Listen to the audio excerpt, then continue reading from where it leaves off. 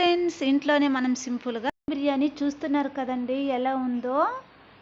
చాలా చాలా టేస్టీగా ఉంటుంది. నేనైతే ఏ విధమైన బియ్యం అనేది యూజ్ చేయలేదు. ఓన్లీ మనకి రేషన్లో ఇచ్చే బియ్యం అనేది యూజ్ చేశాను. చాలా చాలా టేస్టీగా ఉంది. ఒకసారి చూసేద్దామా. ఫస్ట్ ఆఫ్ ఆల్ నేను కడాయి ఒకటి తీసుకున్న తర్వాత కడాయి తీసుకొని ప్యాన్ పెట్టాను. ఇందులోకి నేనేమంటే కుక్కర్ కూడా యూజ్ చేయలేదు ఫ్రెండ్స్. నేను ఇది ఇడ్లీ మేకర్ ఉంటుంది కదా, ఇడ్లీ మేకర్ అనేది నేను యూజ్ చేస్తున్నాను. ఇందులో కొద్దిగా ఆయిల్ అనేది యాడ్ చేసుకున్నాను. ఒక 100 గ్రాముల ఆయిల్ అనేది యాడ్ చేసుకున్నాను. టేస్టీ కానీ డాల్డా అనేది నేను దీంట్లో యాడ్ చేసుకున్నాను. ఎక్కువ డాల్డా వేసా కూడా అది కొలెస్ట్రాల్ అనేది వస్తుందంటారు. నేనైతే కొద్దిగానే వేసుకున్నాను.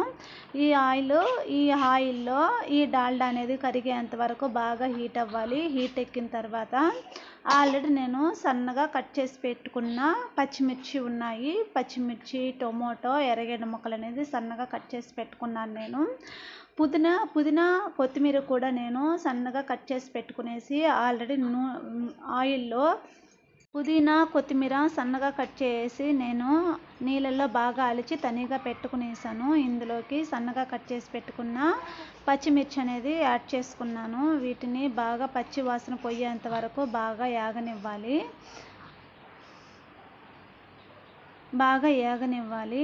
మటన్ బిర్యానీ అనేది అంటే ఇది ఓన్లీ 20 మినిట్స్లోనే మనకి ఈజీగా రెడీ అయిపోతుంది. మనం ఆల్రెడీ కుక్కర్లో వేస్తే మన త్వరగా అవుతుంది అనేసి అంటాం కదా.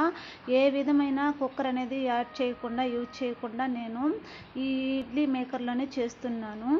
చూడండి ఒకసారి. నేను పచ్చిమిర్చి వేసాను కదా, పచ్చిమిర్చి బాగా వేగిన తర్వాత ఇందులోకి నేను బాగా కట్ చేసి పెట్టుకున్న ఆనియన్ ముక్కలు అనేది యాడ్ చేసుకున్నాను. ఈ ఆనియన్ ముక్కలు కూడా మనము పచ్చి వాసన పోయేంత వరకు బాగా ఏగనివ్వాలి. మంట అనేది మనము కొద్దిగా లో ఫ్లేమ్లో పెట్టుకోకుండా కొద్దిగా ఫాస్ట్గానే పెట్టుకుందాము.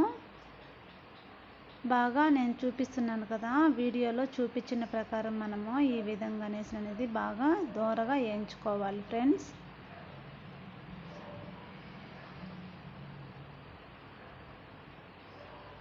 చూడండి.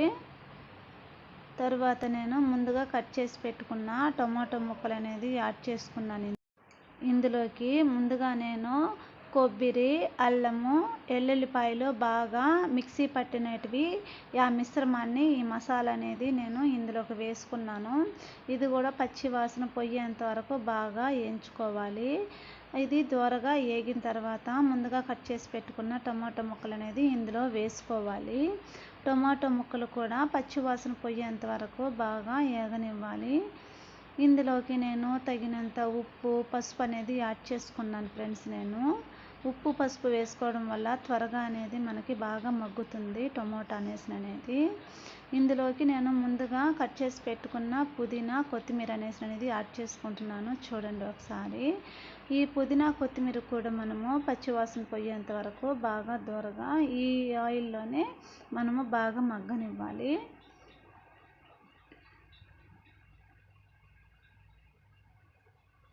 కొత్తిమీర అనేది ఎక్కువ యాడ్ చేసుకుంటే మనకు ఆ ఫ్లేవర్ అనేది, ఆ స్మెల్ అనేది బిర్యానీలోకి బాగుంటుంది ఫ్రెండ్స్. నేను చెప్తున్నాను కదా, ఓన్లీ 15 మినిట్స్లోనే లేదా అటు ఇటు చూసుకున్నాం మనము 20 మినిట్స్లోనే ఈజీగా అయిపోతుంది. మనకి త్వరగా అయ్యేదే కదా మనకు కావాలి ఫ్రెండ్స్. తరువాత నేనేమంటే ఆయిల్ అనేది కొద్దిగా తక్కువగా ఉండే కలిగి యాడ్ చేసుకున్నాను. నేను మనకి ఎంత క్వాంటిటీలో ఆయిల్ కావాలని అంత యాడ్ చేసుకోవచ్చు ఫ్రెండ్స్. మనము అన్నీ వేసుకొని బాగా వేగిన తర్వాత నేను వాటర్ అనేది యాడ్ చేశాను. ఈ వాటర్ కూడా ఎలాగంటే, ముందు మనము 1 గ్లాసు బియ్యం తీసుకుంటాం కదా, డబల్ వాటర్ అనేది మనం తీసుకోవాలా. నేనైతే 3 గ్లాసుల బియ్యానికి 6 గ్లాసుల వాటర్ అనేది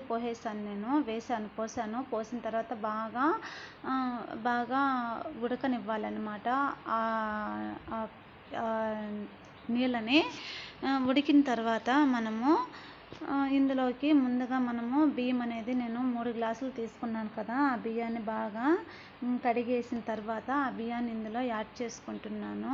వేసిన తర్వాత బాగా ఒకసారి గెంటుతో బాగా కలబెట్టేసి మనము మూత పెట్టుకునేయాలి.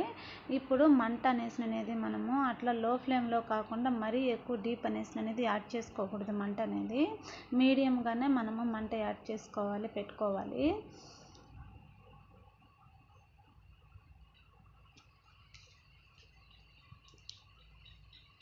మనము ఉప్పు మనకి తగినంత ఉప్పు అనేది వేసుకుంటే చాలు ఫ్రెండ్స్. ఇందులో మనకి ఎంత క్వాంటిటీలో కావాలంటే అంత క్వాంటిటీలో ఉప్పు అనేది వేసుకోవచ్చు. చూడండి ఫ్రెండ్స్, తర్వాత చూడండి ఎలా ఉందో. అంతే అండి, ఎంత బాగా వచ్చింది చూడండి. ఒకదానికొకటి అతుక్కోకుండా చాలా చాలా విడివిడిగా వచ్చింది. మీకు నచ్చినట్టయితే షేర్ కామెంట్ చేయండి, సబ్స్క్రైబ్ చేసుకోండి.